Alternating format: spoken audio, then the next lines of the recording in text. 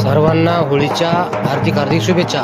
तर मंडळी, आपण आज एका महिन्यापूर्वी दांडी पौर्णिमेच्या दिवशी धांडा रोवून या जिथं आपली होळीची जागा आहे तिथं आपण एक महिन्यापूर्वी धांडा रोवत असतो आणि त्याच्या महिन्यानं आज आपले होलिका पूजन, तेव्हा आपण होलिका पूजन करून आता होलिका हे दहन करणार आहे आपण। तर सर्व गावकरी मंडळींनी तर गवऱ्या आणून गवऱ्या एकावर एक सारख्या रचून त्याच्यामध्ये एक एरान आणि एक ऊस रोवून आणि आता हे बघा तुम्ही, आता हे दांडीचं आपण इथं होलिकाचं इथं ज्वलन केलं, म्हणजे आता इथं होळीला जाळ लावला आणि सर्व गावातील महिला मंडळ यांनी भजे याचा नैवेद्य तयार करून हे सगळे याला आणि पाण्याचा अभिषेक करून हे बा आता असं गोल गोल फिरून इकडे या होलीचे या सर्व गावकरी महिला मंडळ याचं हे आता हे पूजन चालू आहे। आणि महिलाचं पूजन झाल्याच्या नंतर मग एक गावकरी पुरुष मंडळी इथं थोड्या वेळानं जे आपला जनावराचा चारा आहे तो चारा घेऊन येतील आणि या चाऱ्याचं सुद्धा इथं हे पूजन होईल। या तुम्ही आता आपण जनावराचा चारा आणला आणि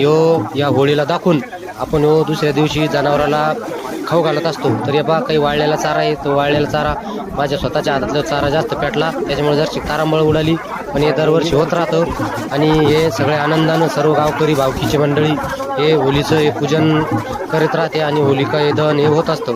ही आपली गावातील संस्कृती आहे आणि आपली परंपरा आहे। ही सालाबादाप्रमाणे दरवर्षी ही आपण ही मोठ्या आनंदानं मोठ्या उत्साहामध्ये साजरी करत असतो। तरी तुम्हाला हे जे होलिका दहन आहे हे कसं वाटलं आणि तुमच्या गावामध्ये ही प्रथा चालू आहे का, तर नक्की तुम्ही कमेंट करून सांगा आणि सबस्क्राईब करायला पण विसरू नका।